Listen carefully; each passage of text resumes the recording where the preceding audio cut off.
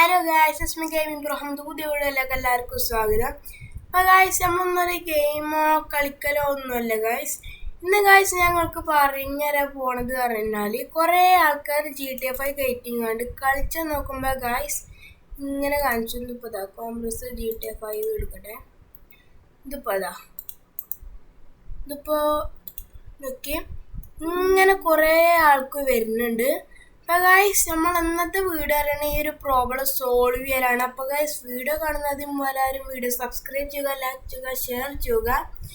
പിന്നെ ഗൈസ്, ഇതെന്താ പറയണ പറഞ്ഞാൽ GTA 5 play GTA 5.x not found എന്നാണ്. ഇവിടെ ഗൈസ് നമ്മൾ കുറേ തപ്പിക്കഴിഞ്ഞാൽ നമുക്കിത് ഇവിടെ ഒന്ന് പ്ലേ GTA 5 ഇതെല്ലാം ഉണ്ട്, വേറെ ഒന്നും കൂടി ഉണ്ട്. ഇവിടെ കുറേ നോക്കിയാൽ പ്ലേ GTA 5 ഒന്നും കാണൂല. അപ്പോൾ ഗൈസ്, നമ്മൾ എങ്ങനെ ഒരു പ്രോബ്ലം സോൾവ് ചെയ്യാനാണ് നോക്കുന്നത്. കുറേ ഇത് കൂടുതൽ കുഴപ്പമുണ്ടാകാൻ കാരണം ആൻറ്റിവൈറസ് ഓണാക്കിക്കൊണ്ടാണ്. ആൻറ്റിവൈറസ് പറഞ്ഞാലും നല്ല സംഭവം തന്നെയാണ്.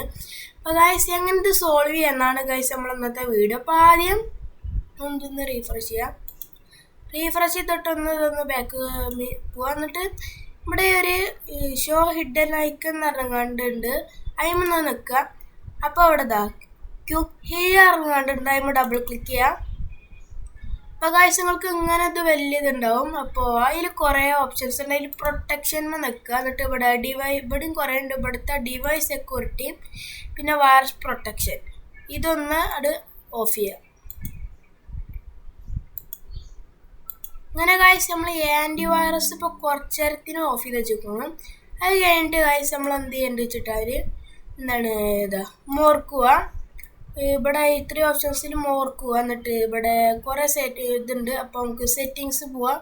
സെറ്റിങ്സ് പോയാൽ ഇവിടെ വ്യൂ ക്വാറന്റൈൻ ഫയൽസ് എന്ന് പറഞ്ഞുകൊണ്ടുണ്ടാവും. അതിമ നിൽക്കുക ഗൈസ്. കുറേ വൈറസായ ഇത് കാര്യങ്ങളൊക്കെ ഇങ്ങോട്ട് വന്നിട്ടുണ്ടാവും.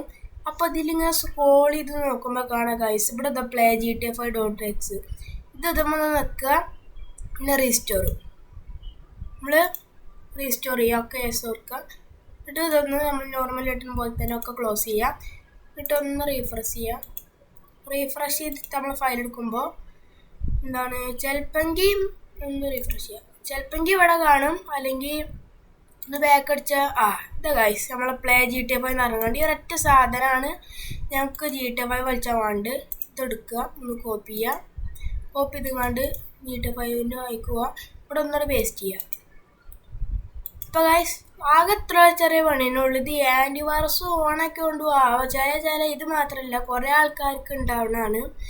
ഇപ്പോൾ ഗൈസ്, എന്നിട്ട് നമുക്ക് ഇനി GTA 5 വർക്കാണ്ടോ നോക്കാം. GTA 5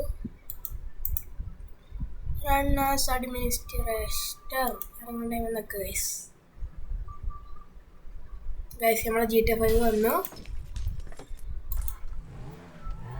ഇത്രയുള്ളൂ ഗൈസ്. ഇത്രയും വലിയ സിമ്പിളാണ്. അപ്പോൾ ഗൈസ്, വീഡിയോ ഇഷ്ടമായ വീഡിയോ സബ്സ്ക്രൈബ് ചെയ്യുക, ലൈക്ക് ചെയ്യുക, ഷെയർ ചെയ്യുക. അപ്പോൾ ഗൈസ്, ഇത് വർക്കാവില്ല എന്ന് പറയുന്ന ആരാണെങ്കിലും ഇതൊന്ന് ചെയ്ത് നോക്കിയത് വർക്കായിട്ടേ ഇരിക്കുള്ളൂ ഗൈസ്. കാരണം അത്രയും സിമ്പിളുമാണ്. 100% ഉറപ്പാണ് ഇത് വർക്കാവുന്നത്. ഒരു കുഴപ്പമില്ല. എല്ലാം നോക്കിയാൽ മനസ്സിലാവും. ഒന്നിനൊരു കുഴപ്പമില്ല. അപ്പോൾ വീഡിയോ ഇഷ്ടമായ വീഡിയോ സബ്സ്ക്രൈബ് ചെയ്യുക, ലൈക്ക് ചെയ്യുക, ഷെയർ ചെയ്യുക. അപ്പോൾ അടുത്തൊരു പുതിയ വീഡിയോ ആയിട്ട് വരാം. അപ്പോൾ എല്ലാവർക്കും ബൈ.